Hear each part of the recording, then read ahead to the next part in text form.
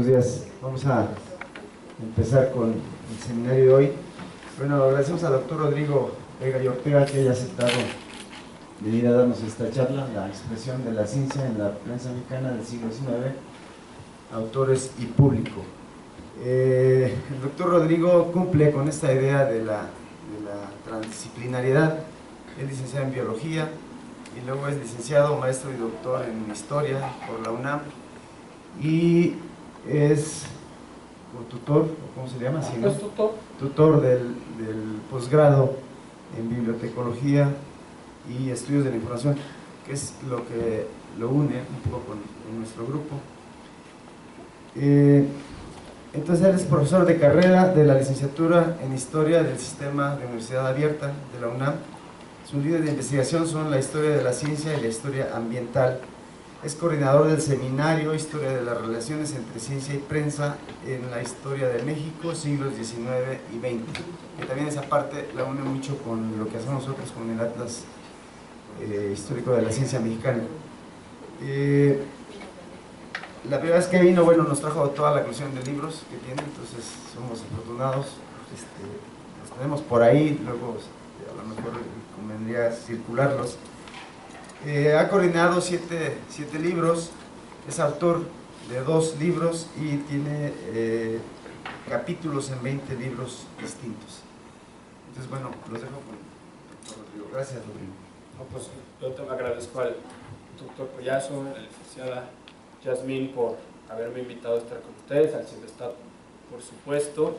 Y esta es una presentación que organicé como una especie de panorama acerca de una de mis líneas de investigación más importante, que es cómo la ciencia mexicana se manifestó en la prensa del siglo XIX, pero que esto no solo es para el siglo XIX, sino puede ser para el siglo XX, un poco también para el siglo XVIII, y tratando también de señalar cómo ha sido, cómo la historiografía ha señalado esta unión, cómo una nueva historiografía o nuevos caminos de la historiografía pues señalan otros pasos a seguir.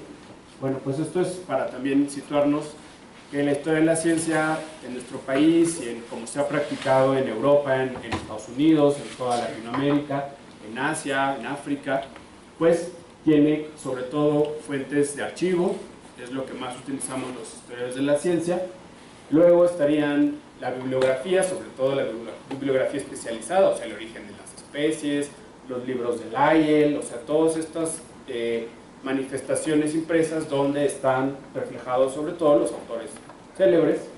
La folletería, que en el caso de la Historia de México se le ha hecho poca atención a todos estos pequeños impresos donde también hay muchas cuestiones científicas. La materialidad, que ha cobrado una gran emergencia, o sea, los edificios, las sillas, los instrumentos, las colecciones, o sea, todos aquellos objetos que se producen con la ciencia, para la ciencia, a través de la ciencia, que la ciencia también los produce más allá de lo impreso. Las imágenes, por supuesto, sobre todo grabados, fotografías, ilustraciones, después será el cine, los documentales, o sea, toda esta parte visual y audiovisual con la que ahora también se trabaja con mucha relación con la historia del arte. La oralidad, cada vez hay más personas en nuestro país y en el mundo haciendo historia oral, entrevistando a científicos, científicas, directivos, en fin, ver cómo funcionaba o funciona la ciencia actual. Es tiene muchos vínculos con la sociología de la ciencia y con la antropología de la ciencia, y bueno, pues en este caso lo que me gusta más a mí como fuente es la hemerografía, o sea, todo este patrimonio que las naciones en general tienen en sus distintos acervos históricos. Bueno, yo empecé interesándome en la hemerografía en la licenciatura en Historia. O sea, mi primera tesis, mi tesis de biología, fue sobre la Sociedad Mexicana de Historia Natural y revisé su revista La Naturaleza. Pero en realidad ahí la prensa no me parecía una fuente tan importante, tan agradable. Después, cuando estudié la licenciatura en Historia, lo que sucedió fue que tomé un curso con la doctora Lourdes Alvarado, ella se dedica a Historia de la Educación, y nos dejó leer revistas para mujeres, revistas de público femenino, publicadas entre 1840 y 1856, que estaban digitalizadas. Eran de esos primeros esfuerzos por digitalizar fuentes históricas y estaban en una liga. Y nos dijo, bueno, hagan su trabajo final sobre estas revistas. Yo ya tenía interés por la historia de la ciencia y entonces dije, bueno, algo habrá en las revistas para mujeres de mexicanas de la primera mitad del siglo XIX con ciencia.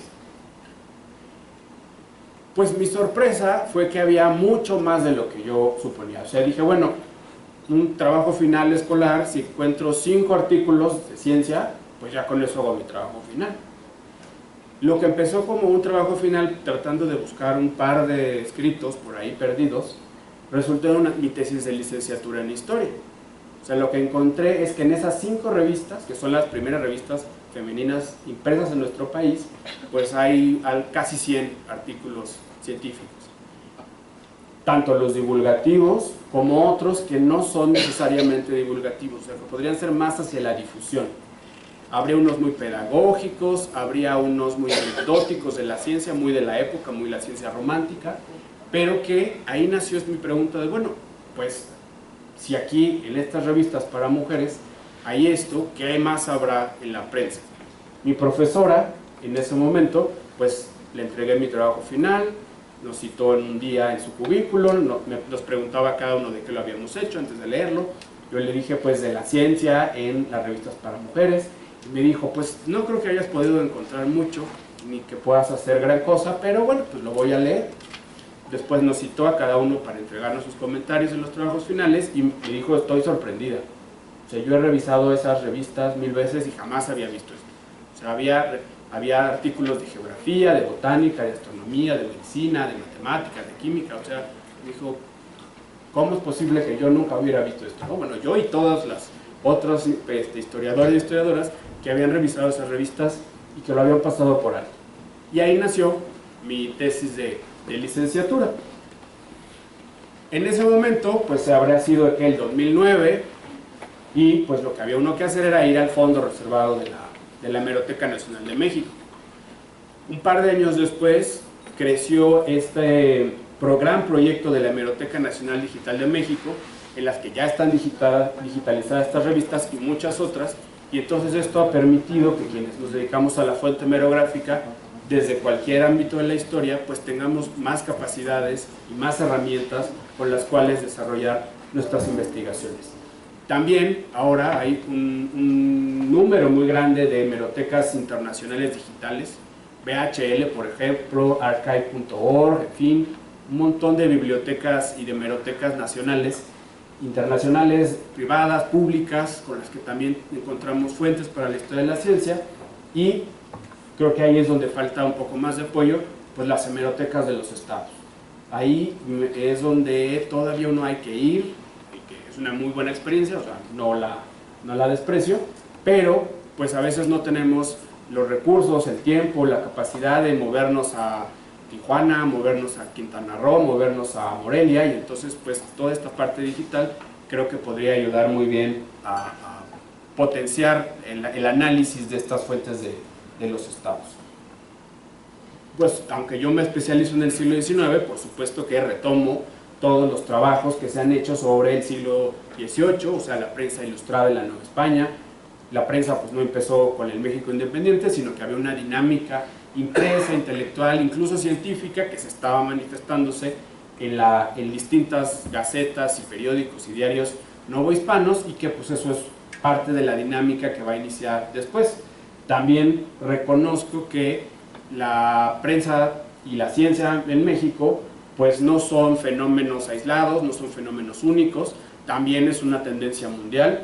O sea, lo mismo se estaba sucediendo en España, en Estados Unidos, en la Gran Colombia, en las repúblicas del Río de la Plata, o sea, en Rumania, en Holanda. O sea, esto estaba sucediendo en muchos países, que existieran tanto la prensa diaria, como las revistas, en las que pues, ya van conformándose públicos más especializados.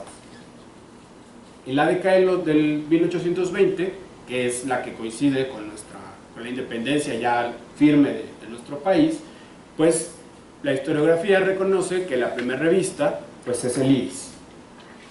Tradicionalmente se le considera una revista para mujeres, pero en realidad lo que encontramos es una diversidad mayor de temas. O sea, sí hay los temas femeninos, pero también hay temas políticos que están más asociados con la parte masculina o la cultura masculina de la época. A la par de esta revista, pues hay otras publicaciones muy interesantes, El Águila Mexicana y El Sol, que también en la historiografía se les reconoce como los primeros periódicos masones, uno de los yorquinos, el otro de los escoceses, y la historiografía política también los ha visto mucho en ese sentido, ¿no? Reconocer la discusión política de la época y la actividad de las logias masónicas, pero también hay ciencia. Y así, lo que vemos es como en mucha de la prensa que ha sido empleada por ciertas líneas de investigación, pues tenemos ciencia y, bueno, muchos otros temas, no nada más esto. Me parece que la historiografía más clásica se ha centrado en los autores que están en la prensa científica, por ejemplo, buscar a Darwin en las revistas de la Royal Society, buscar a nuestros naturalistas en la naturaleza, en el Boletín de la Sociedad de Geografía y Estadística, y por otro lado, bueno, también buscarlos en ocasiones en las otras revistas, o sea, buscar a Darwin en, no sé, en el Penny Magazine, o buscar a nuestros naturalistas, nuestros médicos en el Monitor Republicano, pero al final estamos buscando el mismo tipo de actor, ¿no? Un actor que reconocemos que es científico, porque casi siempre es un profesional de la ciencia, o es un hombre que se ha consagrado en el ámbito científico, ¿no? Como el caso de Darwin, que no es un profesional, pero sí es reconocido por su comunidad. Y luego estarían revisar, en esta también parte clásica, revisar la prensa científica, o sea, revisar todas aquellas publicaciones que la historiografía señala que son importantes, las de los profesionales, las de las disciplinas, las instituciones, en fin, ahora veremos un poco más de eso, ¿no? Pero yo me pregunté desde el inicio de esta anécdota que les cuento, y ahora me lo sigo preguntando, es pues si hay más fuentes hemerográficas que incluyan a la ciencia. O sea, que si vale la pena quedarnos con aquellas fuentes que ya reconocemos, que son muy importantes, o si todavía nos queda mucho más por buscar. Entonces esta primera parte también la denominé pues los autores, ¿no? Tanto los autores clásicos, los que reconocen la historiografía, los que conocemos todos los que nos dedicamos a esto, y si habría otros autores que no hemos considerado hasta ahora, o hemos considerado poco. Pues los primeros son los científicos, o sea, aquí les pongo a Manuel Orozco Iberra, que es uno de los geógrafos más destacados del siglo XIX, reconocido en la historiografía, y Leopoldo Río de la Loza, un médico, químico, farmacéutico, que también se ha hecho mucho trabajo histórico sobre ambos. Y si nos quedáramos con ellos, pues ya casi que ya acabamos la historia de la ciencia, ¿no? Pues solo hay que reconocer a estos hombres y detectar qué hicieron y analizar su obra, y pues con eso vamos avanzando. En esta parte también más clásica, pues estarían los catedráticos de las escuelas profesionales del siglo XIX. La más famosa sería el Colegio de Minería, porque fue la primera en tener una revista propia de su escuela, que era el Anuario del Colegio de Minería. Y casi todas esta revista en particular solo publicaba textos de sus catedráticos y reseña de la vida del colegio, los premios anuales, las discusiones de los profesores, los discursos de apertura de ciclos escolar, en fin, o sea que nos habla mucho de la imagen de la ciencia de la época. Luego estarían los catedráticos de la Escuela de Medicina, ¿no? Esto en el ámbito de la Ciudad de México, nada más. Y ellos no tuvieron una revista hasta los 1870. Entonces, los catedráticos de la facultad, de la Escuela de Medicina, desde los años 1830, publicaban en otras revistas, porque no tenían una propia, como los del Colegio de Minería. Entonces, casi siempre utilizaban las revistas de las agrupaciones médicas, que eran ellos mismos, claro, ¿no? O sea, ellos eran los catedráticos, ellos eran los socios de las agrupaciones, ellos eran los médicos que atendían a la gente, ellos eran funcionarios, entonces tenían un espectro muy amplio de trabajo y aprovechaban la parte asociativa para publicar sus investigaciones. Y aquí sobre todo tendríamos los periódicos, los distintos periódicos y gacetas de la Academia de Medicina de México. Las primeras son del 1838 y la que llega hasta el día de hoy inicia en 1864. También ya en los años 1870 van a conformarse revistas de nuevas escuelas profesionales, en este caso es la Escuela Nacional de Veterinaria, en las que van a existir revistas no solo para los catedráticos. Además de estos, pues en ocasiones publicarán los estudiantes, sobre todo aquellos que se han titulado con una tesis, o veterinarios que no son profesores, pero que son reconocidos, incluyendo las traducciones, incluyendo también a aquellos profesionales de los estados que carecen de un organismo, o bueno, de un órgano impreso, y entonces pues les interesa incluir a sus colegas fuera de la Ciudad de México. Y también estarían, como en este caso el Real Jardín, bueno, del Jardín Botánico de la Ciudad de México, que viene del periodo colonial, que se mantiene en el siglo XIX, habría otros catedráticos que carecen a su vez de órganos de expresión, de asociaciones, como los médicos, que carecen de instituciones, incluso que carecen de puestos en la burocracia, que son los que están más expuestos a los vaivenes sociales y políticos y económicos del momento, como insisto, los catedráticos de botánica, y entonces estos pues van a encontrar espacios que hasta hace pocos años no tomábamos en cuenta en la historia de la ciencia, que serían las llamadas revistas literarias. Aquellas revistas que la historiografía consideraba que solo eran de literatura, entendida como hoy la novela, la poesía, el teatro, incluso las humanidades, pero que en la época lo literario, o sea, en la primera mitad del siglo XIX, lo literario es aquello que está escrito, leído y discutido por una élite intelectual, y entonces ahí estaba la ciencia. Por ejemplo, pues también insisto en esto, ¿no? Estaban, lo que más se ha abordado en la historiografía, pues son las agrupaciones científicas. Hemos revisado 1000 veces la naturaleza, los anales de la Asociación Metodófila, la Gaceta Médica de México, la Farmacia, que es la revista de la Sociedad Farmacéutica, los anales de las asociaciones de ingenieros, el boletín de geografía, en fin, que no es que estén agotados, por cierto, o sea, aunque ha habido mucho trabajo sobre ellos, no son fuentes agotadas, y que además muchas de ellas duraron 50, 80, 100 años, incluso se mantienen el día de hoy, y que pues ahí todavía hay mucho por hacer. También se ha dejado de lado, hasta hace pocos años, aquellas revistas que eran de instituciones que no eran de investigación necesariamente. Una de ellas es el Museo Nacional, que mucho tiempo se creyó que solo era como nuestro Museo de Antropología e Historia, para esta parte de las humanidades y las ciencias sociales, pero este museo nace también con la vocación naturalista, o sea, había una colección de plantas, animales, minerales, fósiles, meteoritos, además de la parte arqueológica y la parte histórica. Y el museo tuvo un boletín y tuvo unos anales que duraron también 100 años y que durante mucho tiempo pues se les hizo poco caso, en especial desde la historia de la ciencia mexicana, y que ahí pues también tenemos mucho por hacer. Otra de las fuentes que se ha analizado bastante son los boletines o revistas de las instituciones que se consideraban científicas en la historiografía.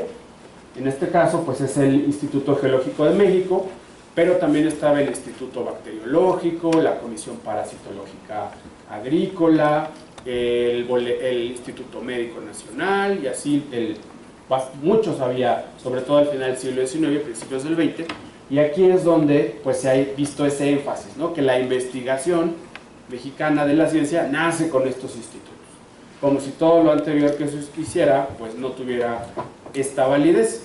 Incluso mucha de la historiografía señalaba que antes de 1870 pues lo que había era divulgación o traducción.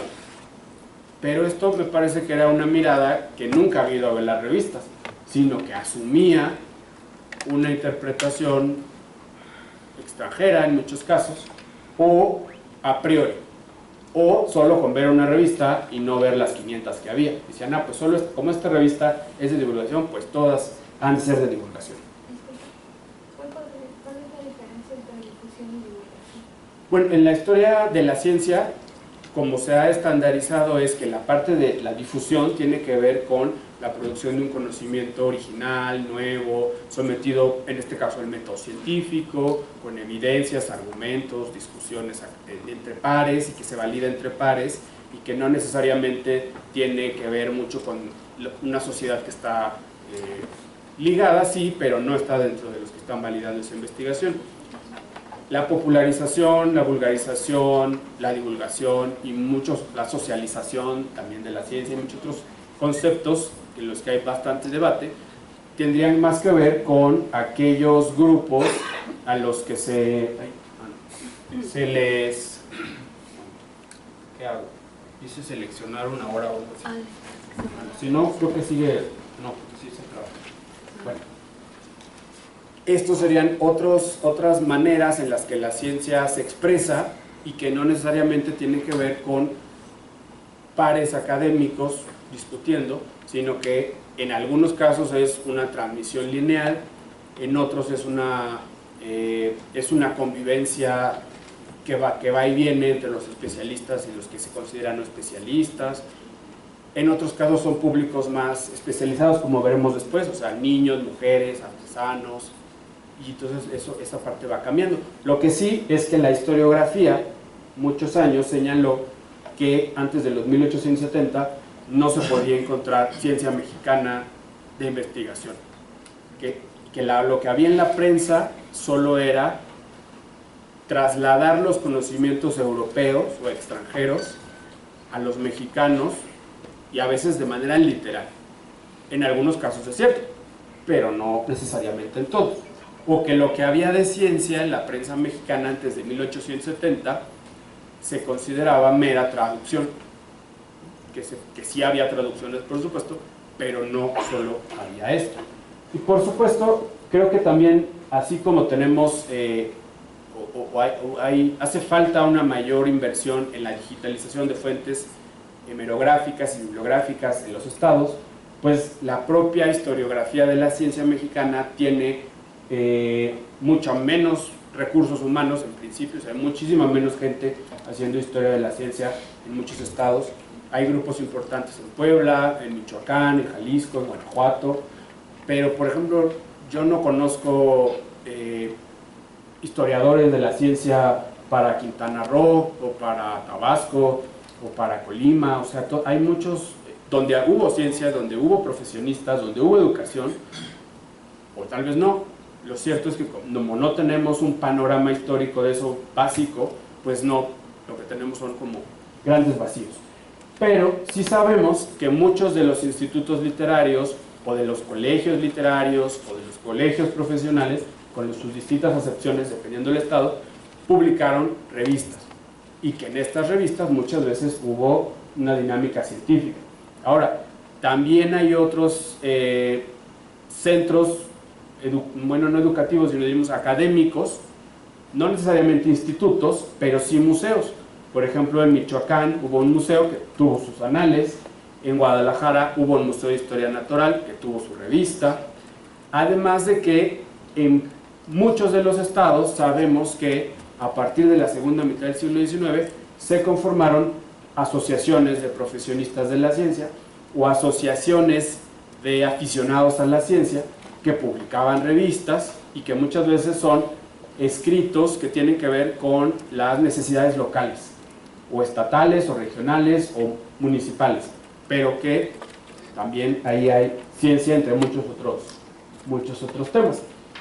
Y bueno, o sea, parte de estas preguntas que iniciaron con esta revisión de las revistas para mujeres es, bueno, si había otros autores, o sea, además de aquellos que están consagrados en la historiografía, los profesionales de la ciencia, los académicos de la ciencia, si había más gente escribiendo sobre ciencia, y después no solo quiénes eran, dónde publicaban, sino qué tipo de escritos serían, por qué los harían, si tendrían alguna difusión más allá de la revista, o sea, un impacto, si discutían con alguien, o sea, cómo eran esta vida de la prensa y la ciencia en el siglo XIX. En principio, lo que uno encuentra rápido es que aquellos hombres que todos conocemos por nuestras clases de primaria, secundaria y preparatoria, Melchor Ocampo, Matías Romero, muchos de ellos cultivaban la ciencia, o sea, y no solo cultivaban de que les gustaban las plantas y tenían plantas en su casa, sino que además desarrollaban monografías botánicas, desarrollaban estudios sobre meteoritos, coleccionaban fósiles y los donaban al Museo Nacional, organizaban tertulias en las que discutían no solo de la política nacional, sino también de astronomía, de los cometas, observaban los cometas. Y esto también no solo está en la prensa, o sea, Matías Romero cuenta que mientras están en medio de lo que conocemos como la Guerra de Reforma, pues había meses o semanas donde realmente no había movimiento bélico, estaban acuartelados, por ejemplo, o estaban sitiados, y en esas semanas pues se dedicaban a describir plantas que había en la localidad donde estaban, hacían observaciones meteorológicas, o sea, desarrollaban una actividad científica. No siempre la plasmaban en la prensa, es cierto, pero en muchos de sus diarios, memorias, cartas, tenemos esta manera de entender cómo es que la ciencia era parte de esta cultura de las élites, que no solo estaban en un pleito político. La ciencia en este caso era un acuerdo político. Muchas veces la historiografía señala que los liberales eran los que querían más carreras profesionales, pero los conservadores también, o que los republicanos querían reformar el Museo Nacional, los monárquicos también. O sea, nunca me he encontrado con un conservador o un monárquico o un centralista en las fuentes históricas que diga, vamos a cerrar la escuela de medicina porque los médicos no sirven. Ninguno dice no a la cátedra de botánica porque es inútil. Todo esto es un punto de unión en esta desaveniencia política de cómo organizar el Estado mexicano. Uno de los puntos de acuerdo es con base en la ciencia, que haya profesionales científicos, que haya agrupaciones, que haya instituciones científicas, que haya cátedras. Más allá de si va a haber un rey o un presidente, debe haber ciencia. Y eso es muy importante. A veces la historiografía pasa por alto esto y nos señala como que solo unos querían la ciencia o la educación, y no, lo querían todos, pero estaban inmersos en una discusión política más grande. Por ejemplo, Matías Romero pues era un hombre que se considera liberal, republicano.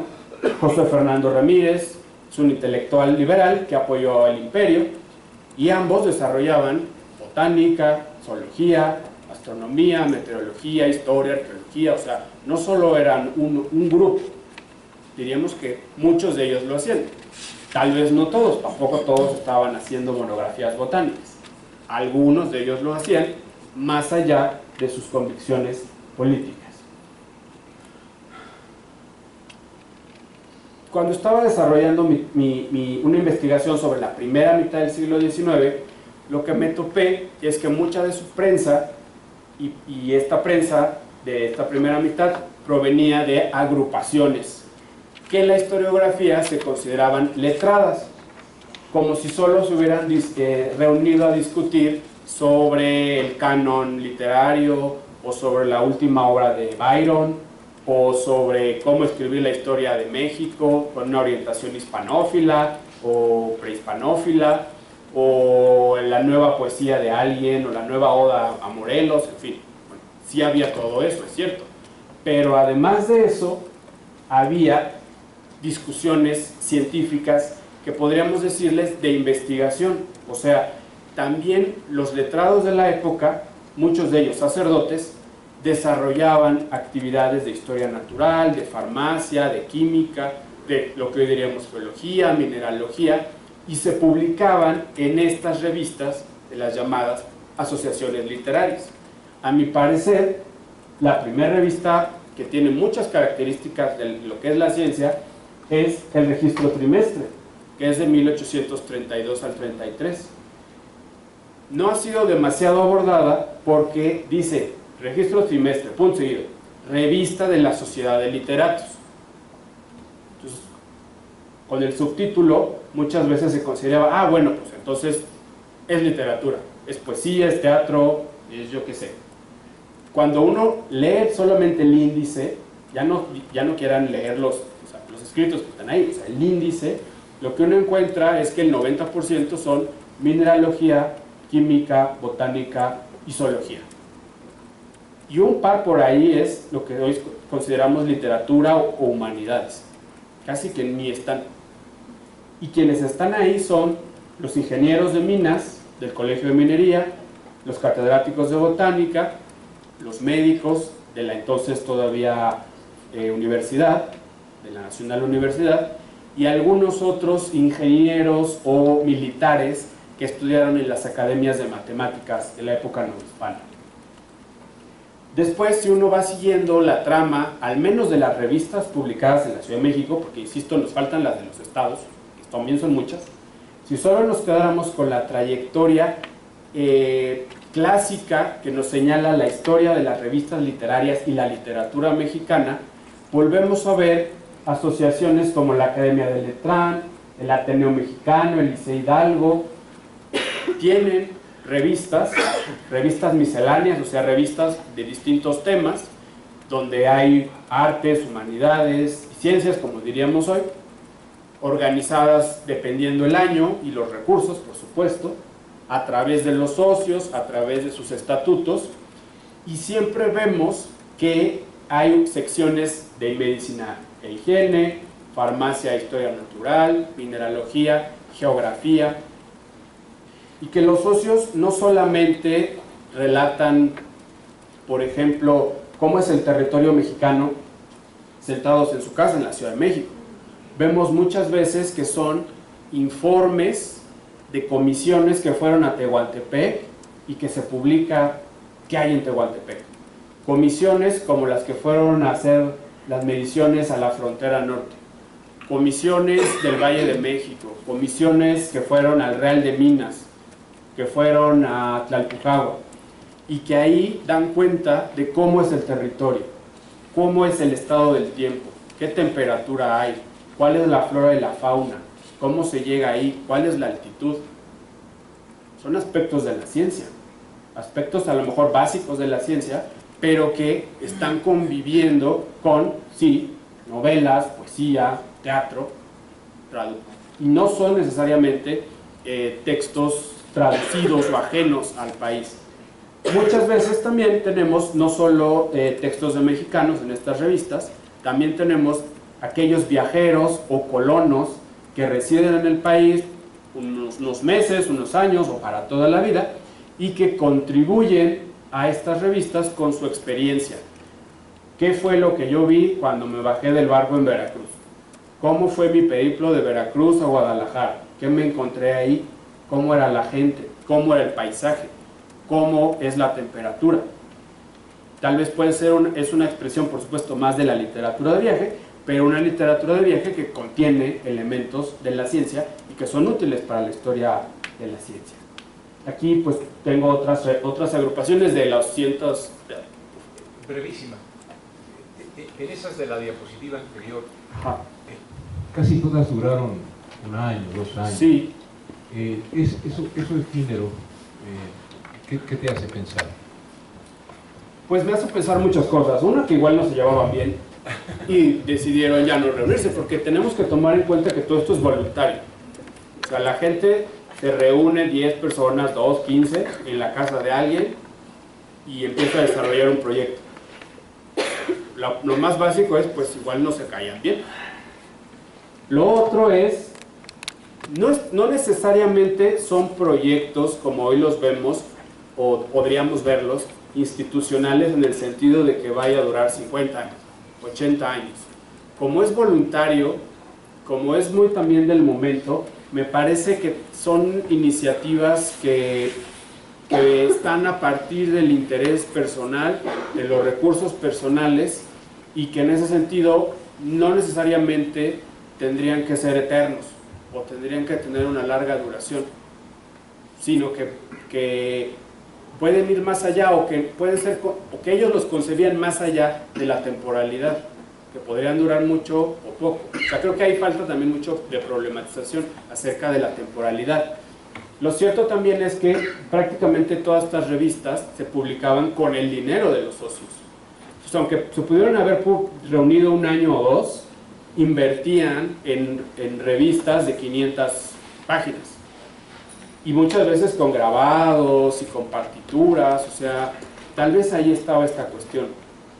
Ahora, también tenemos que tener en cuenta que son, en el caso de estas, de la Ciudad de México, pues son condiciones de insalubridad muy grandes, la esperanza de vida es muy distinta a la nuestra, además de los problemas del día a día sociopolíticos, no siempre se pueden reunir, pues hay asonadas políticas o alguien juntó a los léperos de la Plaza de Armas y los llevó al ayuntamiento para exigir algo, y que eso pues va moviendo un poco la manera en la que van sesionando. Lo que sí es cierto es que aunque sean agrupaciones con distintos nombres, casi siempre son los mismos socios.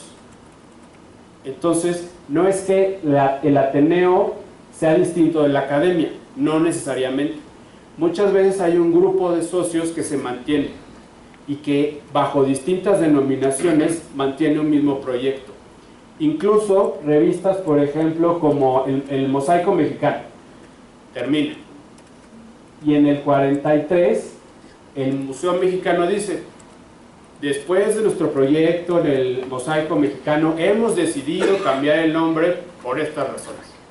A veces se anuncian como el Museo Mexicano de los redactores del Mosaico. Y entonces sí está cambiando el título, pero no ese cuerpo de letrados que está alrededor de ellas. Además, si solo leyéramos los índices de estas revistas, encontraríamos que también hay líneas. La botánica está todo el tiempo, la geografía física, las recomendaciones médicas, la astronomía, la meteorología, y volvemos a ver que hay pues continuidad de nombres o cómo cambian a veces incluso las generaciones. Entonces, pues en estas revistas hay un sinfín de temas científicos que nos hace falta en la historiografía caracterizar. ¿Cuáles? Así a grandes rasgos diríamos, bueno, estos son más de difusión, más de investigación científica, más originales. ¿Cuáles a lo mejor son traducciones? Porque hay muchas, es cierto. ¿Cuáles? Hay muchos muy dirigidos a todo público. Y cuáles son los temas, y quiénes son ellos, y luego ver incluso por dónde se estaban moviendo, insisto en esto. Sobre todo en la parte geográfica lo que vemos es que hay mucha literatura de reconocimiento geográfico, de la gente que sale y cuenta cómo es el país, además de las propias comisiones que organiza el Estado para hacer algo más formal. Entonces, que el título de la publicación, que no nos despiste. Hace falta también revisar al menos el índice para ver de cómo era el sentido de estas publicaciones. Uno de los actores más importantes y que nuestra historiografía ultraliberal ha dejado de lado es el clero. O sea, el clero no solo estaba, o una parte del clero no solo estaba peleando no a la libertad de religiones o a la tolerancia de cultos, no a la secularización de la universidad, no a los colegios, de la expropiación de los bienes, no, o sea, también había clero liberal, por supuesto, y muchos de este clero, ya dejando de lado su parte ideológica, política, desarrollaban muchas actividades científicas. Incluso podríamos decir que de que se independiza ya formalmente nuestro país, pues ahí por los 1860s, gran parte de la actividad científica en las ciencias naturales es a partir del clero. La medicina no, y la geografía serían más bien los militares. Pero quienes hacen mucha botánica y zoología son sacerdotes. Y ahí vemos que hay una ausencia en nuestra historiografía de reconocer cuál es su papel. Ahora, muchos de ellos También en la historiografía hace falta ese reconocimiento importante. En los seminarios que había en las diócesis tenían cátedras de ciencias naturales, cátedras de geografía, de cosmografía, y entonces uno entiende por qué luego en la prensa van a desarrollar este tipo de temas, incluyendo la propia prensa católica. Por ejemplo, una de las revistas más conocidas en la historiografía, La Voz de México, se lo utiliza todo el tiempo para ver cómo atacaba a Juárez, o a Díaz, o a Lerdo de Tejada, y todo lo que se nos ocurra, que sí lo hacían. Y además, La Voz de México tenía secciones de ciencias, no solo para decir que el darwinismo estaba equivocado, también tenía secciones científicas de astronomía, de los cometas, de los meteoritos, en los que no ponían en duda que eso existiera. Simplemente, a veces eran muy descriptivos y a veces sí entraban en una polémica, sobre todo en las cuestiones teóricas que tenían que ver con la fe. Pero que había meteoritos era un hecho. Que si el meteorito fue hecho por Dios o por otras fuerzas, bueno, ahí venía la discusión. Pero el meteorito como hecho no estaba en duda. También hay muchas revistas que la historiografía económica ha tomado en cuenta, que yo las agrupo aquí en una prensa dirigida a empresarios e industriales, sobre todo las cámaras comerciales. La historia económica ha retomado mucho estas revistas para ver producción, importaciones, exportaciones, leyes agrarias, modelos económicos agroexportadores, que en efecto están ahí. Pero además de eso también hay ciencia, sobre todo una ciencia útil, o sea, una ciencia que está relacionada con cómo explotar mejor los recursos naturales. Yo una vez, yo curioseo mucho en la hemeroteca digital, y a veces no tengo nada que hacer y digo, voy a entrar a la hemeroteca digital a ver qué encuentro, y siempre encuentro muchas cosas. Y una vez encontré una revista que se llama El Economista Mexicano. Ya desde el título dice, pues debe ser para la historia económica, ¿no? Y en efecto así se ha analizado mucho por la historia económica. Y dije, voy a leer el primer año a ver qué encuentro. Con que encuentre unos 4 o 5 escritos de ciencia, sobre todo botánica, pues creo que puedo escribir algo. Y pues mi sorpresa fue igual que con las mujeres. Pues me encontré que había escritos de botánica y de veterinaria, uno tras otro, que lo que más había era ciencia y no economía. Claro, es una ciencia que tiene que ver con cómo mejorar la producción del café. Y entonces no solo son cuestiones útiles, que sí hay, de ponga este abono, cámbiele el regadío, póngalo a la altitud tal de donde usted vive. También muchas veces son monografías botánicas de las variedades del café. Muchas veces son estudios climatológicos o meteorológicos, mejor dicho, sobre por qué el café se da ahí y no en otro lado. Muchos tienen que ver con cuestiones que hoy diríamos edafológicas. Muchas son monografías sobre el combate a plagas, pero que explican desde las ciencias naturales cómo son las plagas y por qué atacan. Y retoman la fisiología de las plantas, retoman la organografía de las plantas, retoman la reproducción de las plantas. Entonces ahí lo que vemos es que hay conocimiento científico, utilitario sin duda, destinado a la producción agropecuaria, pero también es ciencia. Y habría otros aspectos que tienen que ver más como consejos, que tal vez es una popularización científica, pero que está unida a esas otras monografías que son mucho más especializadas. Yo tengo pendiente revisar las revistas de la Cámara de Comercio, de las cámaras comerciales más bien, de los estados, las agrícolas, las ganaderas, porque mi intuición me dice que tendrían un sentido en este camino, o sea, que habría mucha discusión política, administrativa, económica, pero posiblemente también habría todos estos escritos hacia lo científico para un lector que quiere producir más a través de la ciencia. A veces consideramos que estos grupos rurales de esta época pues eran analfabetas, o que solo eran grupos indígenas que no sabían leer el castellano, que no hablan castellano, o que no les llegaba la prensa. Pero luego, cuando vamos profundizando, nos damos cuenta que hay muchos lectores, y entonces habría muchos grupos sociales en el medio rural, además de los otros medios. los profesores normalistas. Hay mucha prensa de hombres y mujeres que estudiaron las normales de nuestro país, que están retomadas por la historia de la educación, pero que dejan de lado lo científico. Muchos de estas revistas, la enseñanza normal, por ejemplo, que duró 10 años, tiene temas que los propios normalistas desarrollan sobre cómo explicar ciencia o cómo abordar estos temas en el aula. ¿Por qué la importancia de llevar a los niños a reconocer los alrededores del pueblo donde vives a partir de las ciencias naturales? Sería una ciencia más pedagógica, sin duda, pero que la historia de la ciencia también contribuye a comprender con mayor claridad cómo fue todos estos procesos. Estos los promotores económicos, como les decía, el economista mexicano, y así hay muchos. Por ejemplo, también he revisado en Tabasco un periódico que se llama El Comercio del Golfo, que tiene que ver con cómo desarrollar todas las capacidades económicas de Tabasco, y ahí está de nuevo la botánica y meteorología, están ahí todo el tiempo como pilares para desarrollar el modelo agroexportador. O sea, no es el modelo agroexportador que se piensa a finales del siglo XIX, no puede estar basado en a ver qué sale, o en a ver si pega la planta, a ver si mañana llueve, sino son modelos que no hemos reconocido demasiado en la historiografía como basados en ciertas disciplinas científicas, para que entonces México pueda producir lo que tenía que exportar para mantener, pues, el erario.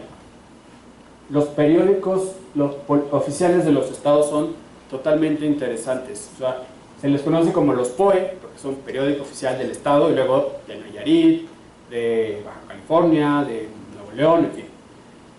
Y muchos de estos, no voy a decir que todos, pero muchos de estos periódicos que salían semanalmente o 2 veces a la semana, dependiendo la época y el estado, eran publicaciones que no solo tenían los bandos municipales, el informe del gobernador, o cuestiones judiciales, que se subasta el predio fulano, se pone a la venta tal cosa, el que no venga por ello, en fin, ¿no? O sea, esta parte más político-administrativa, en algunos casos también tenía que ver con la ciencia.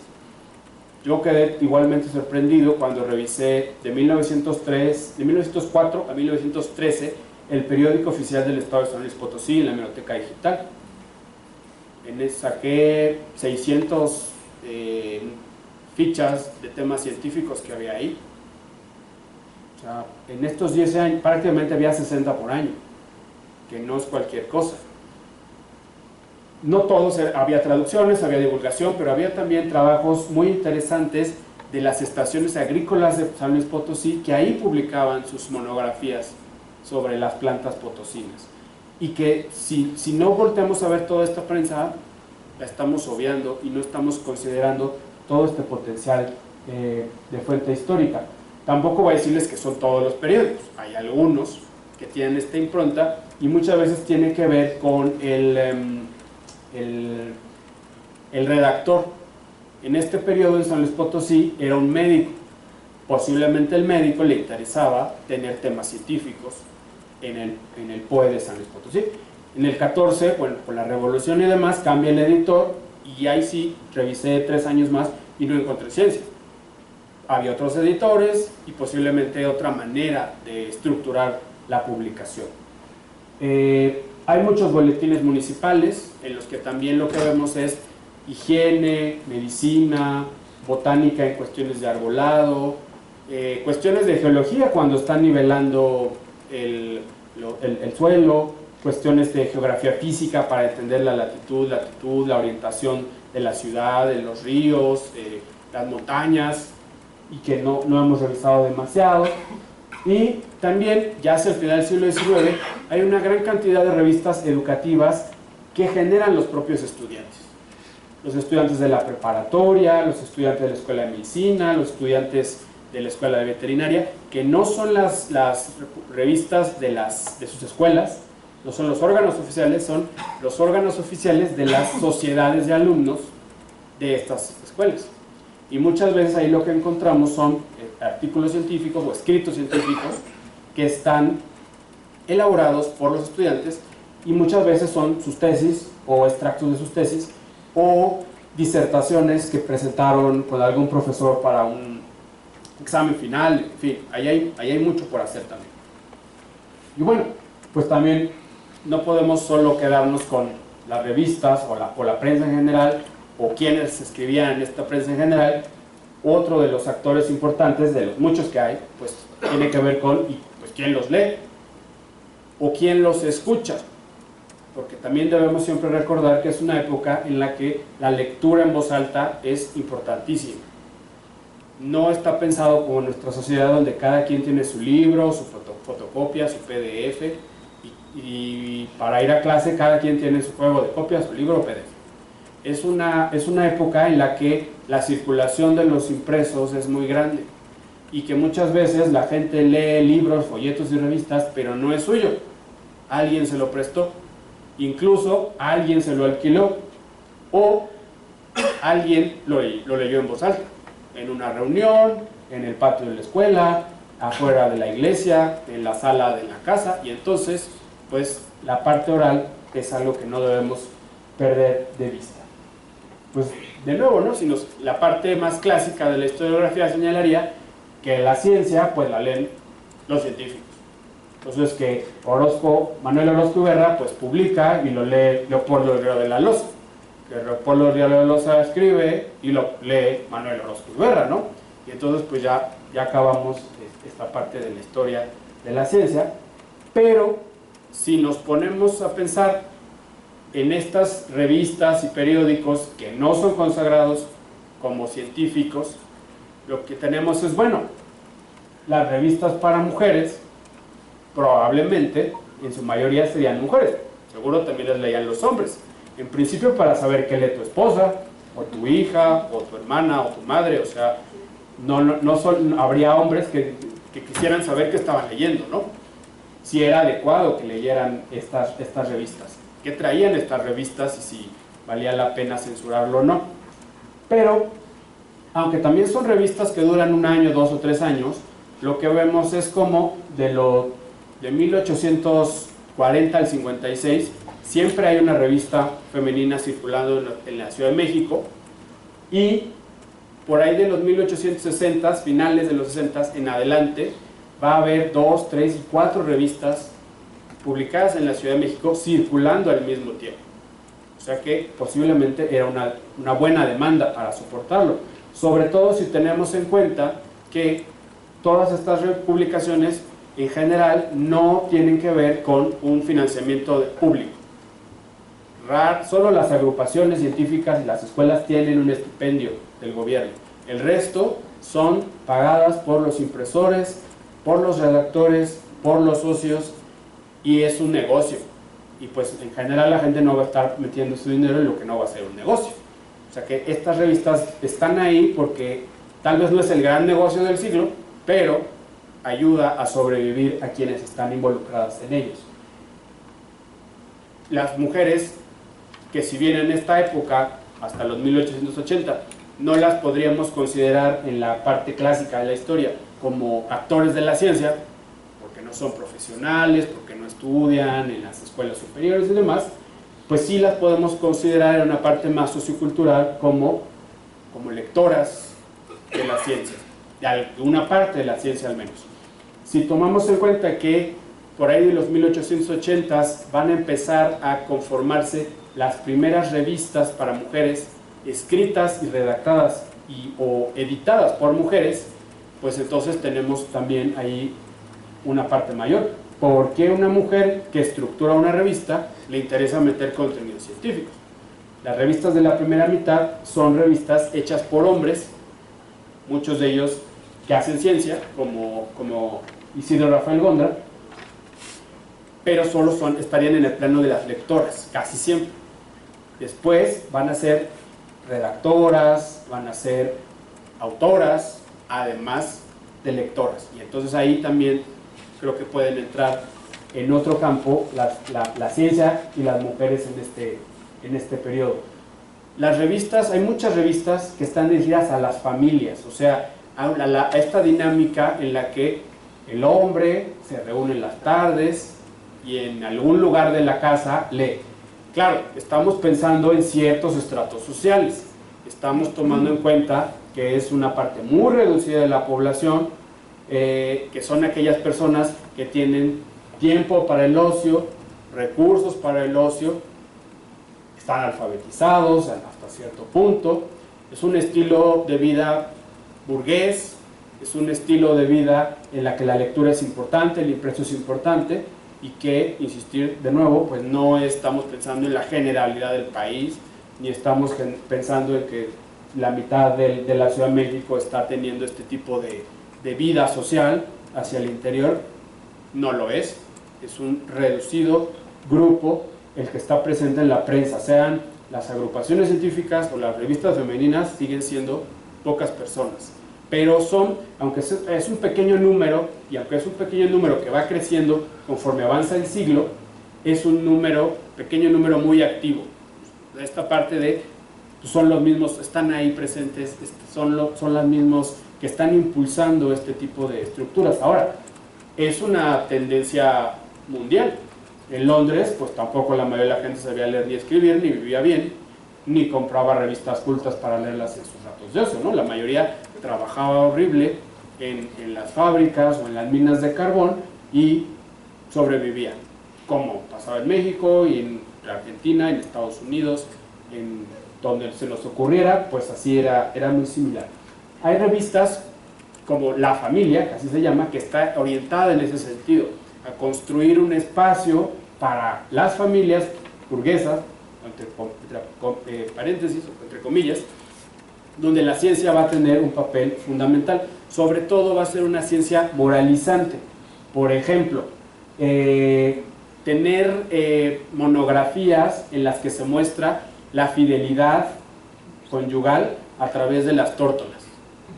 Y entonces es una monografía sobre una especie de aves, pero al final nos dice, ven, en la naturaleza está la fidelidad.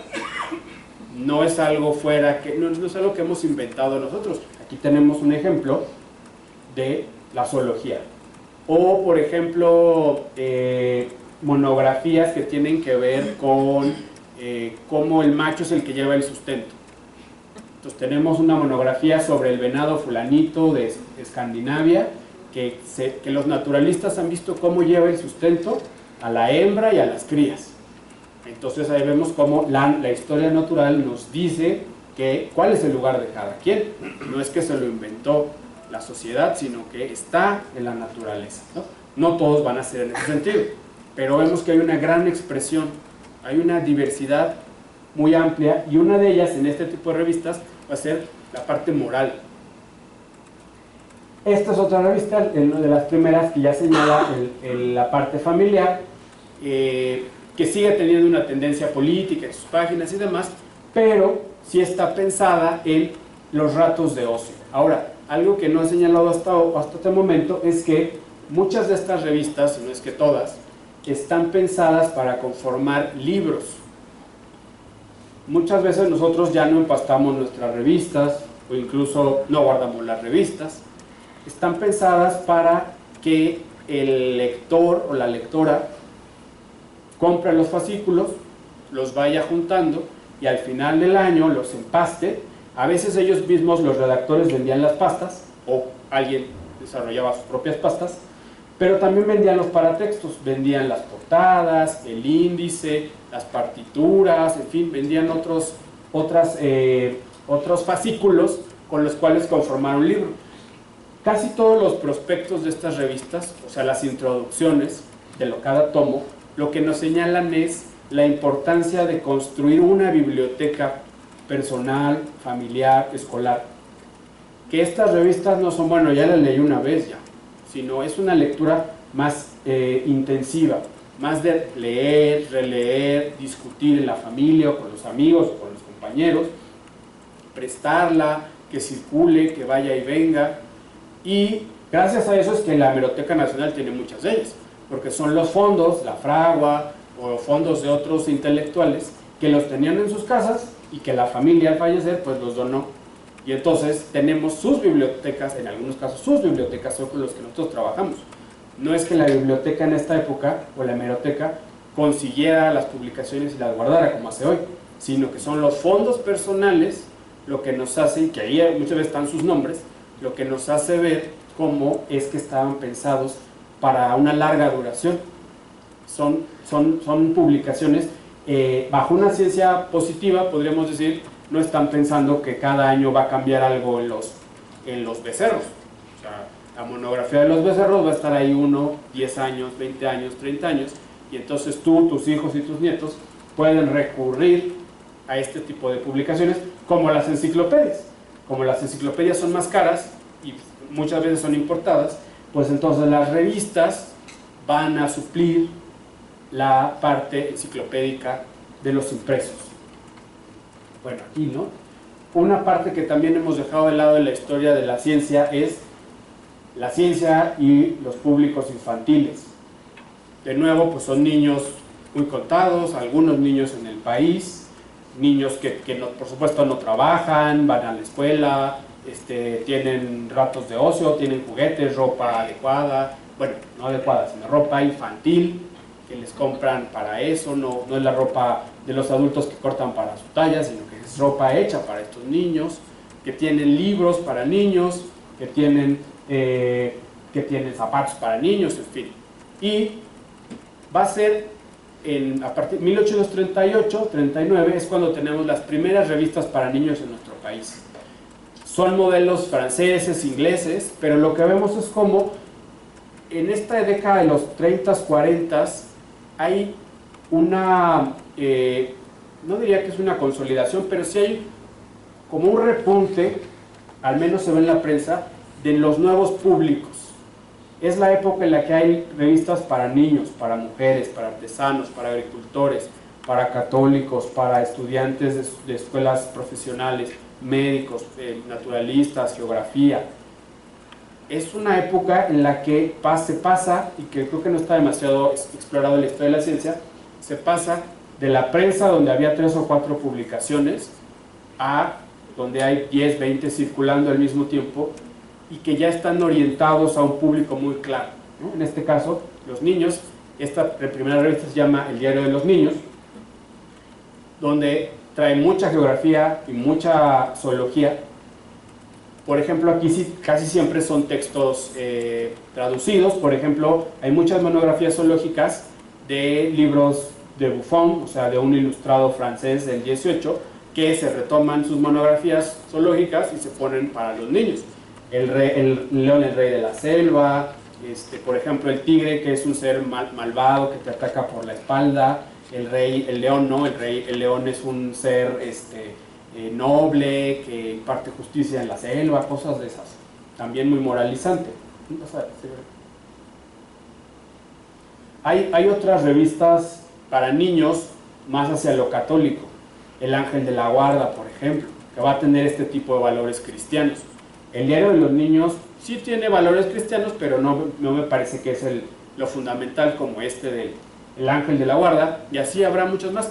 También va a haber revistas para niños con ciencia de los profesores normalistas, que ya no son estas revistas dirigidas a normalistas para discutir temas pedagógicos o administrativos, sino que van a ser revistas que un normalista o una normalista o un grupo de normalistas van a redactar para educar a los niños y a las niñas, por supuesto. Va a haber revistas para niñas, de hecho, o sea, ya para mujeres, niñas, después. Y por ejemplo hay revistas como La Ofrenda de la Juventud, que está hecho por normalistas y va a tener una impronta muy distinta a la prensa para niños hecha por los católicos. Aquí por ejemplo tenemos El Camarada, en realidad es una revista española, porque desde que salimos de vacaciones en la UNAM, la hemeroteca digital la están reparando, entonces no podemos. Quería descargar algunas imágenes para esta presentación de ahí, pero no se puede en este momento. Pero es muy representativo, o sea, por ejemplo, va a haber muchos desde frases y anécdotas hasta escritos un poco más largos sobre la importancia de bañarse, lavarse los dientes, no maltratar a los animales, por ejemplo, cuestiones, por supuesto, también de moral, de atender a la familia, de hacer caso a los padres. O sea, son revistas misceláneas, entonces hay un sinfín de temas por ahí. Las revistas de artesanos también van a surgir en la década de los 40 y van a estar presentes todo el siglo XIX desde entonces. Son revistas donde también vemos las ciencias útiles pues a sus tareas laborales. La importancia de aprender nuevas cuestiones químicas para ofrecer productos distintos. Tallar nuevas maderas, que no te quedes con el pino, sino que está el oyamel o está la caoba, y entonces que también puedes aprovecharlas. A veces son monografías sobre estas plantas, y luego viene un apartado sobre cómo utilizas estas nuevas plantas, o estos nuevos animales, o estos nuevos minerales. A veces solo son cuestiones muy prácticas de cómo se usan sin la parte monográfica. En otras ocasiones, aquí sí va a haber muchísimo la química.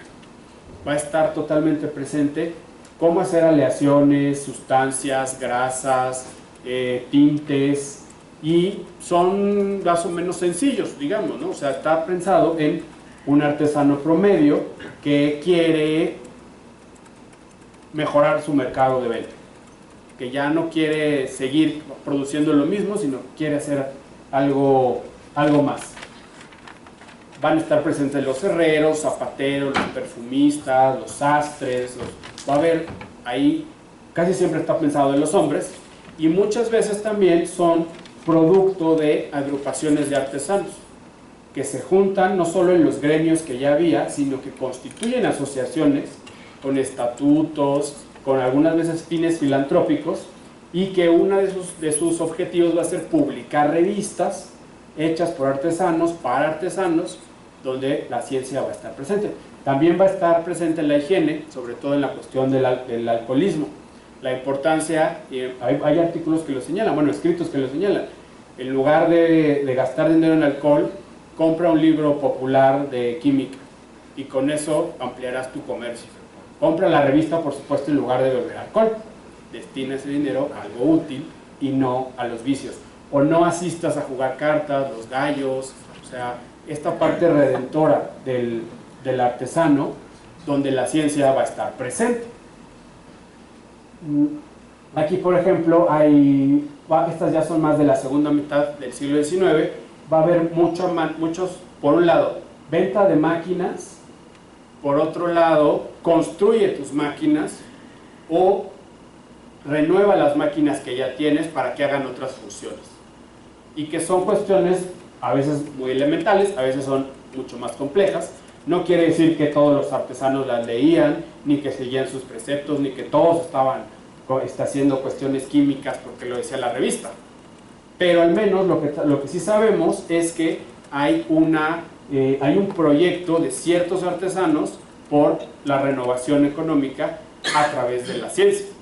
Lo que nos queda es si eso fue posible, cómo fue posible, cuándo fue posible y qué evidencias tenemos, por supuesto, de esto.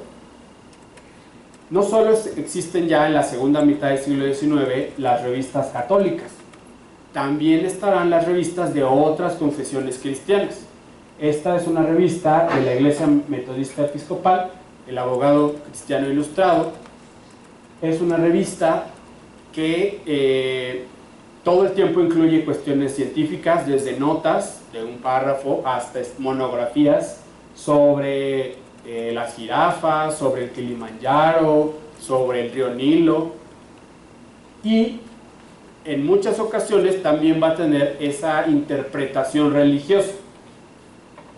Te presenta el Kilimanjaro, a veces hay un grabado como este sobre el Kilimanjaro, y luego va a decir, y esto solo es obra de Dios porque las maravillas de la naturaleza, tal, ¿no? O sea, estas confesiones cristianas en la prensa van a retomar la ciencia y luego le van a dar su orientación religiosa para comprobar pues una hipótesis creacionista, casi siempre.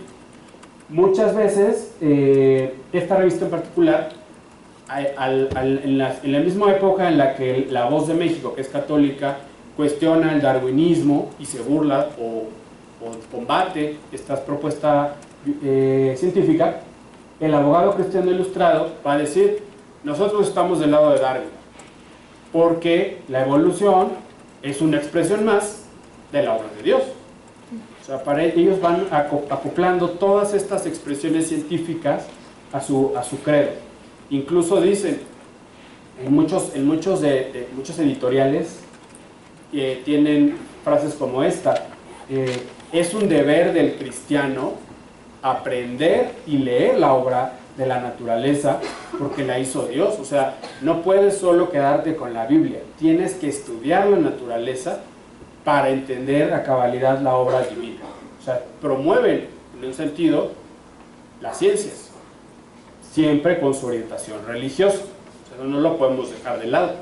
Siempre concluyen con la creación, Dios, el buen cristiano y demás, pero no es una tendencia beligerante a la ciencia, ni en contra a la ciencia, ni que la niega. Lo que hacen es adoptarla. O sea, la cultura científica es tan grande en esta época, en México y en muchos países, que no vale la pena pelear con las expresiones científicas, mejor hay que sumarlas y orientarlas hacia lo que estamos buscando en los lectores. Esta iglesia metodista episcopal tuvo su seminario más importante en la ciudad de Puebla, y ahí todo el tiempo se ve cómo fundaban cátedras científicas para los ministros, los futuros ministros mexicanos. Y dicen todo el tiempo, es que un ministro no puede no saber de química y geología, porque cuando le pregunten sus feligreses cómo se creó el mundo, tendrá que explicarles el Devónico, el Jurásico, y luego que lo hizo Dios, ¿no? Claro está. Pero no solo él lo creó Dios, sino es toda la explicación geológica para concluir que lo hizo Dios. Y también fundaban museos de ciencias naturales, en los que pues reconocían los estudiantes flora, fauna y minerales. Creo que el grupo, el público tal vez menos reconocido, o con el que yo me he topado con más reticencia, son los del medio rural, que en general es, como les decía, esta caracterización incluso actual, ¿no? Pues son pobres, no leen, no escriben, ¿para qué querían eso? ¿A poco les llegaba? Pues si vivían tan lejos, ¿de dónde sacaban el dinero? Pero que si bien existe esta población, y es muy grande y todavía en nuestro país lo es, había también estratos medios y altos rurales, los hacendados, los administradores de las haciendas, los capataces, el ranchero mediano y grande, que lo que vemos todo el tiempo es cómo están dirigidos hacia ellos, y en este caso, una manera en la que tenemos, no solo en esta, ¿no? En las otras revistas también, pero aquí es muy claro, muchas veces mandan cartas a los redactores señalando la importancia de qué es lo que están haciendo. Y creo que eso es fundamental. Preguntan, ¿y cómo combato la plaga de la papa? ¿Y qué me recomienda usted sembrar en León, Guanajuato? ¿Fresas o guayabas? Y les responden, ¿no? No siempre les responden, pero lo que vemos es que hay un contacto epistolar. Podemos suponer que es ficticio, sí, pero también podemos suponer que habría algunas cartas que en efecto eran reales, legítimas, y les llegaban. Por ejemplo, aquí están todas estas revistas de los años 40. Sí, duran poco, pero vemos que es constante, están ahí presentes. Y muchas tienen que ver con agrupaciones, como las Memorias de la Sociedad de Agricultura del Distrito Federal y muchas otras más. O sea, está ahí presente la prensa agrícola. Ya por último, pues también tomar en cuenta las revistas artísticas, principios del siglo XX, pero que también tienen elementos de la ciencia porque es parte de la cultura de la época.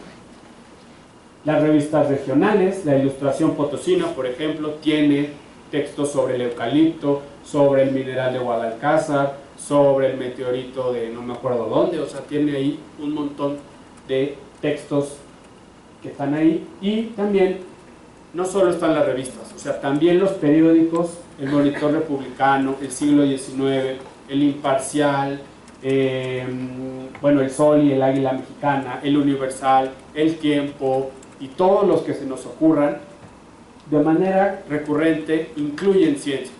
Desde un párrafo sobre en París Pasteur vacunó a un niño, hasta largas disquisiciones y a veces por entregas sobre la vacuna, que no solamente es la noticia, sino viene la explicación de la vacuna o traducciones de Pasteur sobre la vacuna o escritos de médicos mexicanos sobre la vacuna. No solo estaban concentrados en las revistas de agrupaciones, institutos y escuelas, también estaban permeados en otras revistas, ¿no? El Diario del Imperio está lleno de ciencia, está lleno de monografías científicas, geográficas y naturalistas. El Imparcial está también lleno de popularización científica y que nos hace ver cómo el lector promedio tenía un interés en este tipo de temas. También, ya para acabar, algunas revistas tenemos la fortuna de que incluyen la lista de los suscriptores. No solo viene el nombre, a veces no siempre viene cuántos ejemplares compraban, y a veces viene dónde vivían, o sea, la localidad en la que vivían. A veces viene incluso su profesión, el señor ingeniero, el señor militar, el médico, en fin, ¿no? No siempre, son escasas, pero nos da una idea de cómo pudieron haber sido compradas y circuladas, tomando en cuenta que esto, ¿no? Que la oralidad, el préstamo, el intercambio, pues eso sí no lo podemos reconocer. Pues en esta pintura tan famosa, pues ahí que es una expresión muy popular, pues lo que vemos es que hay tres impresos, ¿no? Que hay uno, que hay otro, que hay otro. Tal vez no sabemos de qué son, de qué hablan, posiblemente no son de ciencia. Lo cierto es que están ahí presentes. O sea, en un grupo que tradicionalmente no sería considerado lector, pues tenemos tres.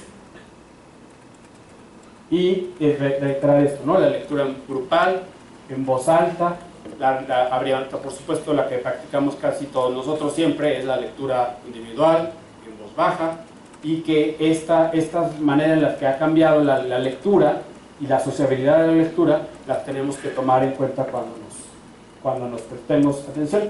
Estos son, me parece, tres buenos índices bibliográficos, bibliográficos recientes. Lamentablemente todavía no está el periodo posterior a 1876, hasta donde sé, pero lo que sí sabemos es que podemos recurrir al menos a estos dos compilaciones para saber datos generales de las publicaciones que nos ayudan a entenderlas. Esta es más para el siglo XX, pero nos hace falta, insisto en esto, la parte de todos los otros acervos fuera de la Ciudad de México, donde hay una riqueza bibliográfica impresionante, pero que muchas veces no está tan claro qué es lo que podemos encontrar ahí y qué nos hace falta. Y pues concluir también que la gran pregunta, y que no siempre la podemos contestar o como queremos contestarla, es ¿y quiénes la leían? ¿Cómo la leían? ¿Cuándo la leían? ¿Dónde la leían? Tenemos una idea de que se leían. ¿Cómo se apropiaba eso? Esa es una de las grandes preguntas, y lo tenemos a veces solo para pequeñas muestras, como lo que le decía de Matías Romero, que en sus diarios dice que él iba a colectar plantas, que él tomaba muestras meteorológicas mientras no había guerra. O sea, en ese caso sabemos qué estaba haciendo. No podemos decir que todos los que estaban en el sitio de Veracruz hacían eso, pero sí sabemos que él lo estaba haciendo y que posiblemente no estaba solo. Habría alguien más, un par más, que estarían haciendo esto, ¿no?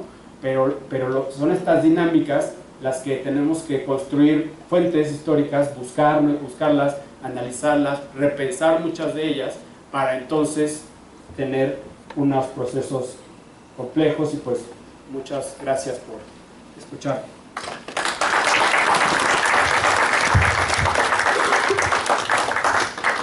Pues si tienen comentarios y dudas y demás, pues estoy gustoso de escucharlos, otras más de las que ya me han dicho.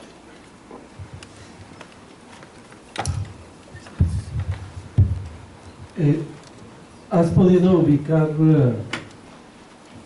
dos acontecimientos que se hayan difundido en esta literatura? Una es el descubrimiento de Andrés Manuel del Río sobre el vanadium en Litoral, y la otra es, a finales del siglo XIX hubo una expedición de astrónomos mexicanos para observar un eclipse de sol en Japón. ¿Lo has podido ubicar en este tipo de Sí. El tránsito de Venus de los 70s y 80s está en la prensa, está referenciado desde que se está preparando una comisión, el presidente de Lerdo ya dijo que sí, son tales personas.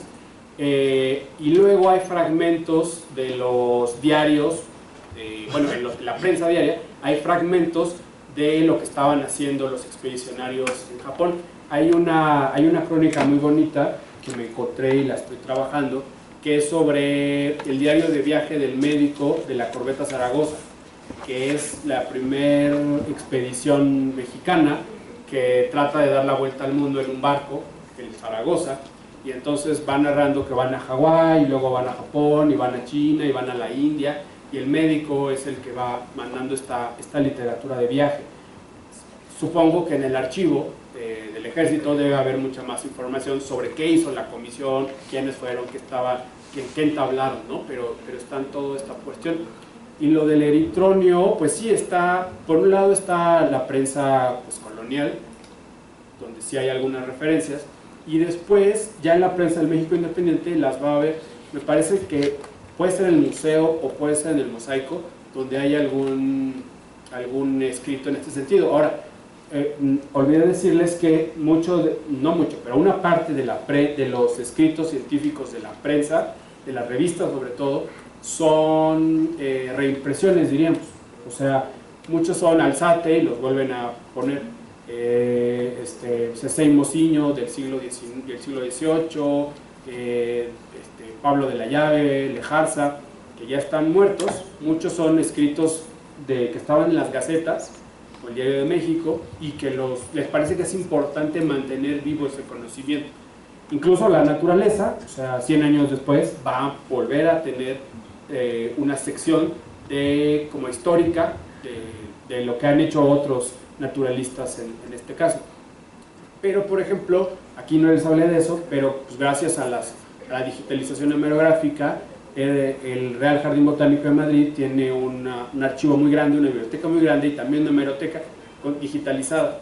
Y ahí he podido leer los anales de ciencias naturales y los anales de historia natural, donde Del Castillo participa todo el tiempo. Es de los españoles que están en América, él y Mutis serían los que están más presentes en esta revista madrileña. Y mucho de lo que publica Del Castillo, o que se publica de Del Castillo en estas revistas de Madrid, es lo que ya había publicado en las gacetas novohispanas.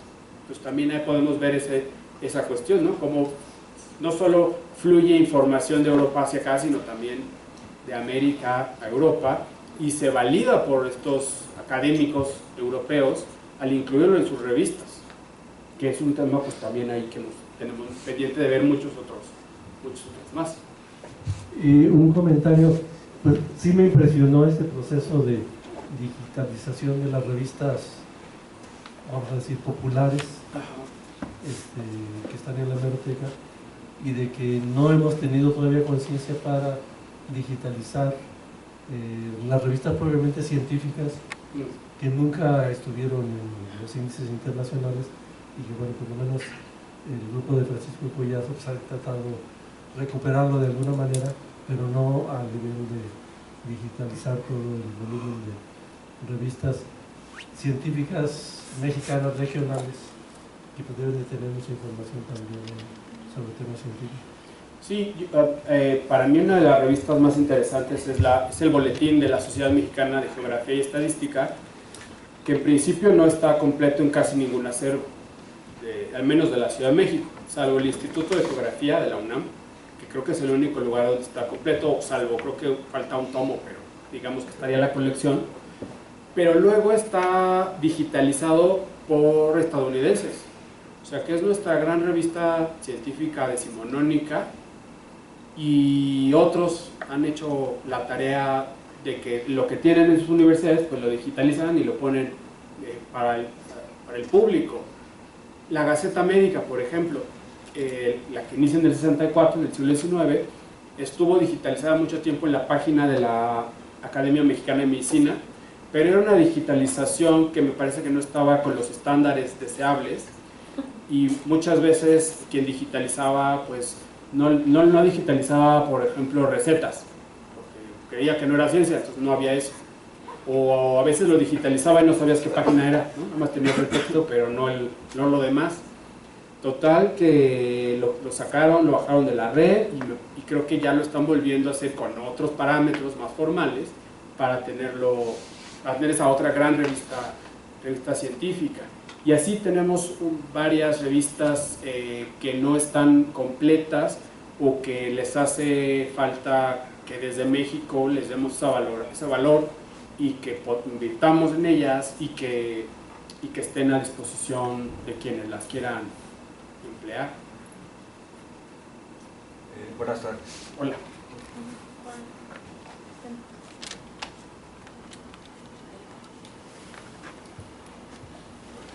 Buenas tardes. Pues muchas gracias por esta información tan interesante. Mi pregunta es si las escuelas de artes y oficios tenían algunas publicaciones, y también me parece haber leído que en algunas correccionales en el siglo XIX también tenían algún tipo de programas de este tipo, ¿no? Sí, en realidad les di un panorama porque la cantidad de publicaciones así de especializadas va creciendo conforme avanza el 19 y podríamos suponer que sus públicos también, y en efecto las escuelas de artes y oficios que se empiezan a conformar en los 50 en adelante en la Ciudad de México y en los estados, muchas de ellas van a tener revistas de sus profesores, o sea, donde publican los profesores, a veces los estudiantes, a veces hay traducciones y a veces son pues otros, ¿qué diríamos? Artesanos o ingenieros reconocidos que van a nutrir la revista, incluyendo la revista también de artes y oficios para mujeres de la Ciudad de México, y la de Puebla me parece que tuvo una revista. Sí hay bastante en ese sentido. El rubro tecnológico, industrial, artesanal, al menos en la historia de la ciencia, está totalmente desatendido, a pesar de las numerosas fuentes que hay. Sí. De las correccionales no sé si habría, no sé, nunca he visto una revista de las correccionales. Lo que sí sé es que tenían imprenta y que muchas veces había revistas de todo tipo que se imprimían en la correccional, pero no sé si tendrían su propia revista. Ahora, los hospitales también tendrían sus revistas. El Hospital de San Luis Potosí la tuvo, el Hospital General a principios del siglo XX tuvo su revista, bueno, porque sigue teniendo, ¿no? Pero digamos que ahí nace. La universidad, cuando se funda, tiene su revista. Pues ahí hay mucho por hacer. Gracias. ¿Alguien tiene otro?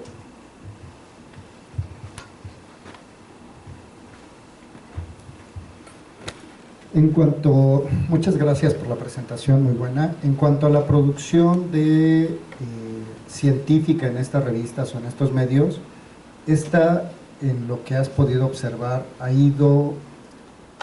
el contenido ha ido en aumento, se ha mantenido o ha disminuido, ¿no? No sé cómo hayas visto. Yo he visto en las revistas actuales que hay una tendencia de crecimiento en el número de páginas en los artículos científicos, ¿no? Pero no sé si se da igual en ese proceso. Decías, había producciones que eran de un párrafo o había otras muy extensas, pero en un promedio, ¿has notado si ha ido como en aumento? Y la otra es, ante tu opinión, sobre tanta producción, ¿cómo se puede abordar? ¿Cuál podría ser? Porque de pronto pareciera que es muchísima la producción y de pronto dices, ¿por dónde se le puede entrar para un análisis? Tendría que ser igualmente especializado, ¿no? Como lo que estás haciendo, ¿o cómo lo ves ese tema? Bueno, en cuanto a la cantidad, me parece que ha ido creciendo, pero no demasiado, sobre todo tomando en cuenta aquellas publicaciones de las agrupaciones, de los institutos, de las escuelas. Me parece que se estaría en promedio. Ahora, también tenemos que tomar en cuenta que casi ninguna de ellas, por un lado, utiliza las referencias a citas como las nuestras, que ya también es un apartado, ¿no? Y prácticamente no incluyen bibliografía. Refieren a veces libros de autores, pero concluyen, fin, ¿no? Y no hay de dónde, muchas veces no sabe uno qué leyeron a cabalidad. salvo las memorias de la Sociedad Alzate, que me parece que esa ya empieza a tener esas características más actuales, por ejemplo la bibliografía, y tener un aparato crítico más estable, incluso tablas, gráficas, índices con subtítulos y demás. El resto creo que tiene una lógica distinta, y en ese sentido también habría que empezar por pues, esa comparación de estructura, y sobre eso ver también esos cambios, esas continuidades. Casi no tienen introducción, no te explican cuál es su metodología en muchos casos, ni siquiera un objetivo claro, una pregunta, ¿no? Sino que van desarrollándolo de otra manera, se expresaban con otra narrativa. La segunda, la cantidad. A mí me parece que es un mundo, la hemerografía por sí misma, y la ciencia en la hemerografía pues también lo es, y que hace falta, yo creo que una manera de entrar es sí a través de la especialización. O sea, yo por ejemplo no me dedico a todas las ciencias, me dedico a las ciencias naturales, a las ciencias geográficas, porque son las afines a mi formación, a mis intereses, y porque entre ellas son afines. Yo por ejemplo nunca me he dedicado a hacer historia de las matemáticas en la prensa, pero sí es necesario. Tampoco hago historia de la física en la prensa, pero es algo fundamental. Una vía sería la disciplinar, verlo por disciplinas. Otra, pues es también por grupos, los profesionales, los ingenieros de minas, los farmacéuticos, los veterinarios. Otra vía me parece que puede ser a través de las revistas. O sea, alguien puede quedarse con las revistas para niños, que es un mundo. Yo, por ejemplo, ¿no? Otra anécdota, pues a lo mejor la comparten algunos de ustedes. Pues yo de niño tenía juguetes de dinosaurios y peluches de dinosaurios, y iluminaba libros de dinosaurios. Y cuando me di cuenta que las revistas de los 1860 también entretenían a niños con dinosaurios, no lo podía creer. O sea, yo pensé que los dinosaurios habían, pues en los 1960, ¿no? 1970, habría empezado a haber juguetes de dinosaurios. Yo dije, no nací con mi generación, pero vendría un poco más atrás. Y de repente lees revistas para niños y hablan de dinosaurios, pero no una vez. Hablan 3 y 4 escritos de dinosaurios, y que el plesiosaurio se peleaba con el ictiosaurio. Igual no vivían juntos, ¿no? Pero en esta divulgación paleontológica, pues hay esta manera en la que hay un entretenimiento muy similar a nosotros, y que solo con las revistas para niños uno tiene para un estudio muy especializado muchísimo por hacer. Lo mismo con las mujeres. Cuando leí estas primeras revistas para mujeres, me di cuenta que les enseñaban a orientarse con los puntos cardenales, como a mí me habían enseñado en la primaria, y que el sol está detrás, y que tu mano derecha es el norte, y no sé, ¿no? O sea, ahorita estoy diciendo esto, pero era la misma manera en la que yo aprendí de niño. Y entonces también ahí hay estrategias pedagógicas o estrategias de entretenimiento racional que se han mantenido, de las que carecemos de una historia, de una explicación histórica para entender por qué siguen ahí, por qué siguen siendo útiles, por qué las seguimos transmitiendo. Me parece que en ese sentido sería la especialización. Es tan grande que solo un grupo muy grande, a su vez, de investigación puede abarcarlas de la manera más amplia. Una persona, me parece que imposible, que hace falta mucho trabajo de muchas personas y de generaciones, ¿no? O sea, mucha gente involucrada. Ay, por favor. También muchas gracias, es absolutamente sorprendente lo que nos has presentado, ¿no? Yo pensé que el siglo XIX estaba lleno de cuestiones políticas y tal, entonces gracias por abrirme los ojos. Sé por mis chambas que casi todas las universidades estatales surgen con base en institutos científicos y literarios y alguna denominación de este tipo. Entonces me parece muy prometedora esa beta que tú has dicho que está pendiente, ¿no? No tengo nada que decir más que creo que sí, porque fueron la base de las universidades estatales. Y también yo creo que echarle un ojito a las normales que ya son centenarias, y entonces Repsamen, ¿qué hizo Repsamen? Y los pedagogos, hubo congresos de pedagogía. Claro, no es tu campo, pues, quizás hay quienes dicen que no es ciencia, la pedagogía o la didáctica, sin embargo es un pensamiento racional.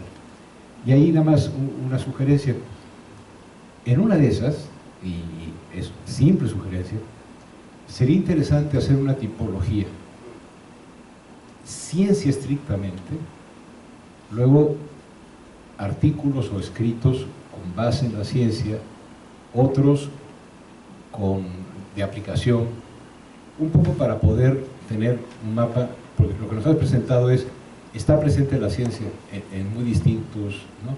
Pero ver si se puede ver, hay algunas que parecen ser muy científicas, y quizá comparar con algún otro país, aunque sea muy contrastante, como qué hacía la Royal Society cuando nosotros teníamos estos colegios, ¿no? Pero de veras, gracias. Me has hecho el día, pues. Ya tengo que platicar en casa cuando vuelva. Sí, la tipología me parece fundamental. Y sí, es algo en el que he pensado y he estado trabajando. Creo que sí se necesita no solo un panorama, como el que les presenté, sino luego pues, alguna taxonomía que vaya aterrizando mucho de esto, y que seguro es más complejo, además de lo que yo mismo me he percatado y he pensado y he escrito y demás. Pues sí, seguro que va más allá, y sí lo necesitamos. Primero los historiadores, que nos dedicamos a esto, pero también el resto de académicos, pues también es importante, y luego pues, también la sociedad, ¿no? En general, reconocer que hay más allá de lo que creíamos en nuestra dinámica científica, y que seguro las otras disciplinas es algo similar. Y por otro lado, las revistas sí, de las escuelas normales, creo que es algo fundamental. Algo que pues no son revistas, muchas de las escuelas normales lo que hacían era ejercicios literarios al final de cada año, y en estos ejercicios literarios se presentaban los alumnos más destacados de ciertas cátedras y presentaban una pequeña monografía científica. Yo me lo topé igual en la prensa, dije, ay, qué extraño, ¿no? Sobre todo cuando primero me lo topé fue con la Normal para Mujeres de la Ciudad de México. Luego me di cuenta que estas conferencias de las alumnas estaban compiladas, habían sido publicadas por la Secretaría de Fomento, y las compilaron en varios volúmenes, y estaban en la Biblioteca Nacional. Y lo que es interesantísimo es ver cómo, si bien no es una investigación original, sí es cómo ahí se puede ver cómo ponen en práctica la cátedra y las lecturas para transmitir un conocimiento, y que posiblemente después esas estudiantes al egresar, cuando se fueron a las escuelas primarias, harían algo similar. Ahí me he topado a tres muy interesantes. Primero, en esas conferencias estuvo María Luisa Roslanda, que es la fundadora de Radio Educación, de la red de bibliotecas del país con Obregón, y hizo algo más en la SEP. A Isabel García González, que es una de las fundadoras de la Sociedad Astronómica Mexicana, junto a Luis G. León, y con un tesista, porque yo no me dedico a eso, pero con un tesista hemos estado viendo cómo la Sociedad Astronómica Mexicana tiene un núcleo fundamental de profesores y profesoras normalistas, incluyendo a León, que son los que echan a andar esta revista, y que pareciera que son los astrónomos, los ingenieros, y no, son los normalistas. Y luego, ya no me acuerdo cuál es la tercera, pero hay otra estudiante normalista muy importante que también en la posrevolución va a tener un papel fundamental en las misiones educativas. Entonces, si bien no van a ser todas las normalistas, lo que vemos es que en algunas habrá impactado esta formación literaria, científica, humanística, y que en ciertas coyunturas pudieron ir más allá del aula y tener una actividad política, una actividad cultural destacada. Y creo que también hay mucha historia del normalismo, desde la parte educativa, pedagógica, biográfica, y de hecho he trabajado muy interesante además, pero la historia de la ciencia en general no la ha abordado. Creo que porque supone que los profesores normalistas no hacen ciencia y que para qué los vamos a historiar, y creo que es una deuda que tenemos con este grupo importante. Por favor. ¿Acá? Aquí. Sí, ahí. Gracias. Muy interesante la información. Una inquietud. Durante la conferencia mencionaste varias veces que había referencias a trabajos en botánica y zoología. De pronto, como biólogo puedes entender la cosa. Los hongos por esa época todavía estaban considerados dentro del reino vegetal, y desde la Asociación Internacional de Conservación Fúngica los llamamos los huérfanos de río, porque pues prácticamente han pasado desapercibidos y desconocidos. Entonces la pregunta es si en esas referencias encontraste algo particular sobre hongos, o siempre si había algo sobre hongos estaba asociado a la botánica. Porque pues acá en México hay un conocimiento prehispánico sobre los hongos bastante extenso y que bien vale la pena rescatar, ¿no? Y diferenciar del botánico. Claro, sí hay estudios micológicos, están unidos a la botánica, sin duda por la época, o sea, son parte del reino vegetal, aunque sí se les trata sobre todo en monografías aparte, ya sea monografías sobre hongos terapéuticos.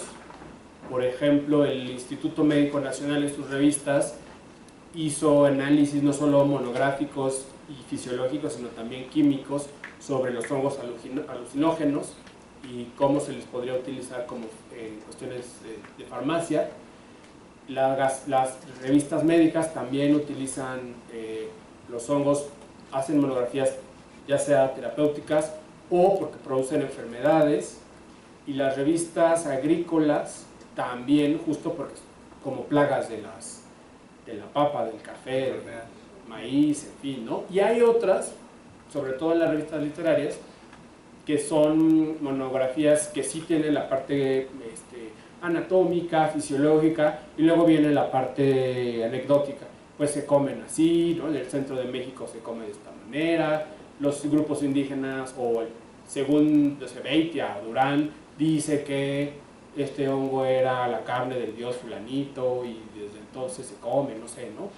Ahí muchas veces se tienen estas partes más humanísticas o más anecdóticas. Y pues sí, en el caso de la historia de la ciencia, hay mucha más gente haciendo historia de la botánica que haciendo historia de la micología, que nos hace mucha falta, pues al menos 18, 19 y 20, tener historia de este tipo de disciplinas en nuestro país. Gracias.